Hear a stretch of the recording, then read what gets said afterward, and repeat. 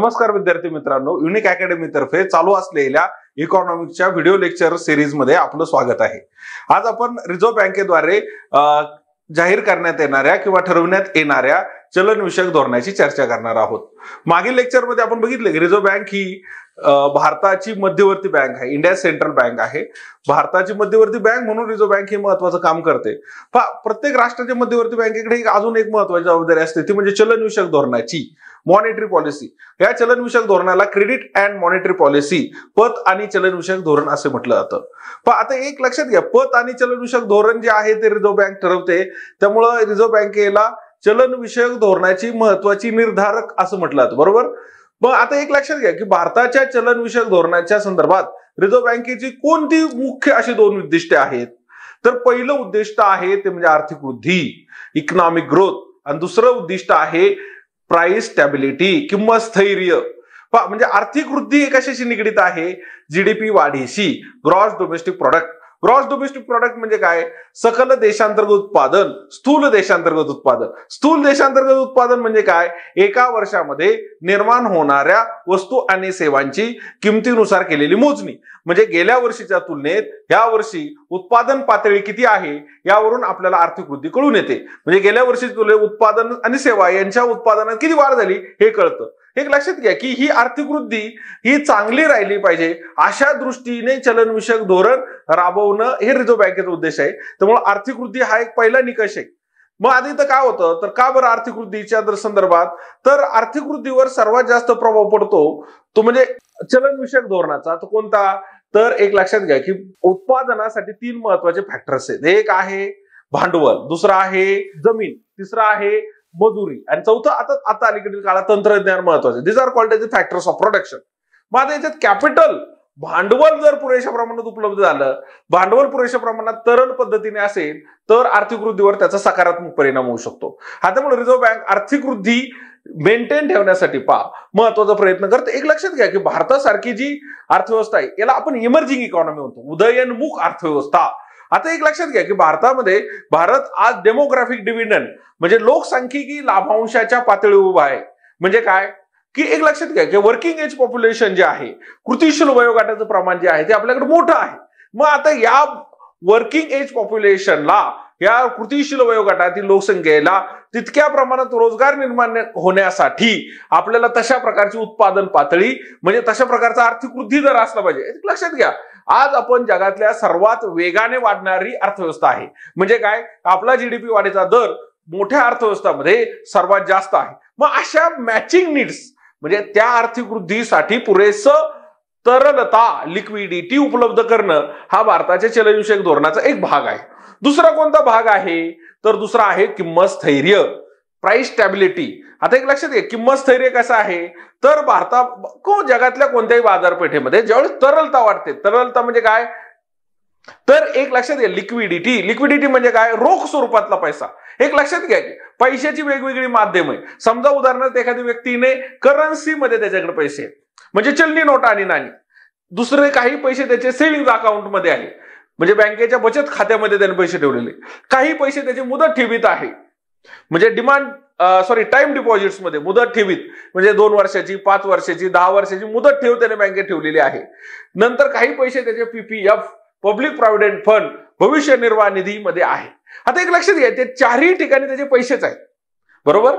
चारही ठिकाणी काय आहे, त्याचे पैसेच आहेत, त्याला पैसेच म्हणणार, ते त्याच्याच मालकीचे आहेत। परंतु याच्या फॉर्मॅटमध्ये चेंज आहे। काय फॉर्मॅटमध्ये चेंज आहे, तर एक आता लक्षात घ्या की त्याला बाजारात काही वस्तू खरेदी करायची असेल तर कोणते पैसे लगेच उपयोगात आणू शकतो, तर त्याच्याकडे करन्सीमध्ये असलेले पैसे लगेच आणू शकतो, बरोबर ना। आता जर आपण बघितलं की इलेक्ट्रॉनिक फॉर्मॅटमुळं आज आपण मोठ्या प्रमाणात कार्ड पेमेंटद्वारे सुद्धा, डेबिट कार्डच्या द्वारे, इलेक्ट्रॉनिक पेमेंटच्या द्वारे सुद्धा सेव्हिंग अकाउंटचे पैसे किंवा सेव्हिंग अकाउंट ऍक्सेस करू शकतो, त्याचे पैसे वापरू शकतो। परंतु त्याला तरी काही मर्यादा आहे। म्हणजे आपण जर बघितलं सापेक्ष दृष्ट्या जर विचार केला तर तरलता कशाची जास्त आहे, सर्वात जास्त तरलता आहे रोख पैशाची, रोखता म्हणजे करन्सी, नोट्स अँड कॉइन्स, चलनी नोटा आणि नाणी। त्यानंतर त्याच्या खालोखाल कोणती आहे, बचत खात्याची। आता बचत खात्याचे पैसे कधी काढू शकतो, मुदत ठेवीची तरलता बचत खात्यापेक्षा कशी आहे, कमी आहे। पण भविष्य निर्वाह निधी पेक्षा कशी आहे, मुदत ठेवीची तरलता जास्त आहे. भविष्य निर्वाह निधीचे पैसे पाहिजे असतील तर पीपीएफ, ज्याला फंड म्हणतो पहा, भविष्य निर्वाह निधीचे पैसे जर एखाद्या व्यक्तीला पाहिजे असेल त्याला विशिष्ट फॉर्मॅटमध्ये सरकारनं परवानगी मागावी लागते. त्यानंतर त्याला विशिष्ट प्रमाणात विशिष्ट नियमांच्या अधीन राहूनच त्याला ते पैसे मिळू शकतात. म्हणजे तो फंड स्वतःच्या सुद्धा ऍक्सेस करण्यासाठी त्याला काही बंधनं आहेत. तसं आता कॅश परत एकदा आपण बघू. तरलता, सर्वात जास्त तरलता कशाची आहे? रोख पैसा, रोख नोटा, करन्सी नोट्स, नाणी. त्याच्या खालोखाल कशाची आहे? बचत खात्यातील पैसा. त्याच्या खालोखाल कशाची आहे? मुदत ठेव. त्याच्या खालोखाल कशाची आहे? भविष्य निर्वाह निधी. म्हणजे आता एक लक्षात घ्या, या तरलतेचा प्रभाव आर्थिक वृद्धीवर आणि कशावर पडतो? किंमत स्थैर्यावर. मग तरलता वाढली, अर्थव्यवस्थेतील तरलता वाढली, लिक्विडिटी वाढली. तरलता वाढली म्हणजे याचा अर्थ काय? साधी गोष्ट आहे की लिक्विडिटी वाढल्यानंतर लोक काय करतील? वस्तू सेवांची खरेदी करतील. वस्तू सेवांची खरेदी केल्यानंतर त्या ठिकाणी वस्तू सेवांच्या किमती काय होतील? वाढतील. वस्तू सेवांच्या किमती का वाढतात? तरलता वाढते म्हणून वाढतात. तरलता वाढली की too much of liquidity changes too few goods in the market. म्हणजे ज्यावेळी बाजारपेठेतली, अर्थव्यवस्थेतली, सिस्टम मधली तरलता वाढते त्यावेळेस काय होतं? किंमत स्थैर्य तयार होतं. किंमत स्थैर्यावर परिणाम होतो. म्हणजे लिक्विडिटी जास्त झाली तर प्राइस स्टॅबिलिटी कमी होते, म्हणजे किमती वाढतात. आता भारतामध्ये ह्या गोष्ट सुद्धा आपण खूप योग्य पद्धतीने पाहण्याची गरज आहे. का बरं? कारण असं आहे की भारतामध्ये आजही मोठी लोकसंख्या अल्प उत्पन्न घटकावर आधारित आहे, बरोबर. आता त्यामुळे किमती वाढल्या की त्याच्यावर सर्वात जास्त परिणाम कोणावर पडतो? महागाईचा, गरीबावर. का बरं? त्याची पर्चेसिंग पॉवर, क्रय शक्ती कमी असते. त्यामुळे त्याला मूलभूत गरजांची वंचितता निर्माण होऊ शकते. जर किमती वाढल्या की मूलभूत गरजांची त्याला त्याच्या पुरेशा प्रमाणात त्याचं उत्पन्न वाढलं नाही, म्हणजे पहा, तो असंघटित क्षेत्रात काम करतो. असंघटित क्षेत्रात काम करत असल्यामुळे काय होतं? त्याचा पगार, त्याचं वेतन, त्याची मजुरी महागाईच्या प्रमाणात वाढत नाही. महागाईच्या प्रमाणात वाढत नसल्यामुळे काय होतं?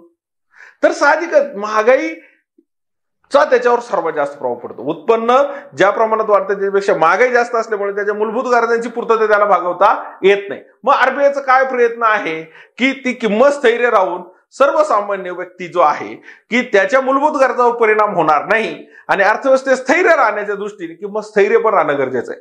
म्हणजे रिझर्व्ह बँकेच्या चलन विषयक आणि पतविषयक धोरणाची जी मुख्य दोन उद्दिष्ट आहेत ते मागाशी आपण बघितली तीच आहे, आर्थिक वृद्धी आणि किंमत स्थैर्य. मग आता इथे एक लक्षात घ्या, ज्यावेळी अर्थव्यवस्थेमध्ये भांडवल कमी असतं, तरलता कमी असते, तरलतेचा प्रवाह कमी असतो, अशा वेळी भांडवलाचा खर्च काय होईल? वाढेल, व्याज वाढेल. कोणती गोष्ट महाग कधी होते? शॉर्टेजमुळे. एखाद्या गोष्टीचं टंचाई निर्माण झाली की त्याची किंमत वाढते. पैशाचं सुद्धा तसंच आहे. तरलतेची टंचाई निर्माण झाली तर व्याजाचे दर वाढते. व्याजाचे दर वाढले, भांडवलाचा खर्च काय होईल? वाढेल. भांडवलाचा खर्च वाढल्यावर त्याचा परिणाम गुंतवणुकीवर होईल. गुंतवणुकीवरचा परिणाम झाला तर काय होईल? आर्थिक वृद्धी घटेल. म्हणजे तरलता कमी असेल तर आर्थिक वृद्धी घटू शकते आणि तरलता जास्त असेल तर काय होईल? तरलता जास्त असेल तर काय होईल? तर किमती वाढतील. का बरं वस्तू सेवांच्या किमती वाढतील? Too much of liquidity changes too few goods. भारताच्या किंवा जगातल्या कोणत्या अर्थव्यवस्थेमध्ये तरल रोख पैसा जो आहे त्या रोखतेच्या प्रमाणात वस्तू आणि सेवांची निर्मिती जर झाली नाही तर साहजिकच काय होतं? त्याची किमती वाढतात. किमती वाढल्यावर मग अशा आपण जर बघितलं तसं त्याचा परिणाम सर्वसामान्य अल्प उत्पन्न घटकावर जास्त जाणवतो. म्हणजेच रिझर्व्ह बँकेने तरलता कशी ठेवली पाहिजे? जास्त का कमी? तरलता योग्य प्रमाणात ठेवली पाहिजे. जास्तही नको आणि कमी नको. ती योग्य प्रमाणात असेल तर अर्थव्यवस्थेच्या दृष्टीने योग्य आहे. तरलता जास्त असेल तर किंमत स्थैर्यावर परिणाम होतो, बरोबर. अर्थव्यवस्थेच्या गरजेच्या पेक्षा तरलता जास्त असेल तर वस्तू सेवाच्या किमती वाढतात, किंमत स्थैर्यावर परिणाम होतो. अर्थव्यवस्थेच्या गरजेपेक्षा तरलता कमी असेल तर आर्थिक वृद्धीवर परिणाम होतो. म्हणून रिझर्व्ह बँक काय करते? तरलता योग्य प्रमाणात ठेवण्याचा प्रयत्न करते. मग अशा वेळी तरलता योग्य प्रमाणात ठेवायची असेल तर काय करायला पाहिजे? आरबीआय रेग्युलेटर आहे, नियामक आहे. नियामक काय करतो? तर कोणती गोष्ट मर्यादित योग्य प्रमाणात, बॅलन्सिंग ऍक्ट, योग्य प्रमाणात ठेवण्याचा प्रयत्न करतो. मग या ठिकाणी काय करतं आरबीआय? ज्यावेळी अर्थव्यवस्थेत तरलता जास्त असते, तरलता जास्त असल्यानंतर काय करायला पाहिजे?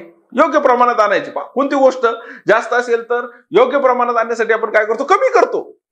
म्हणजे रिझर्व्ह बँकेने अर्थव्यवस्थेतली तरलता जास्त आहे अशा वेळेस ती काय केली पाहिजे? कमी केली पाहिजे. आणि दुसरी गोष्ट, ज्यावेळी तरलतेची टंचाई आहे अशा वेळी रिझर्व्ह बँकेने काय करायला पाहिजे?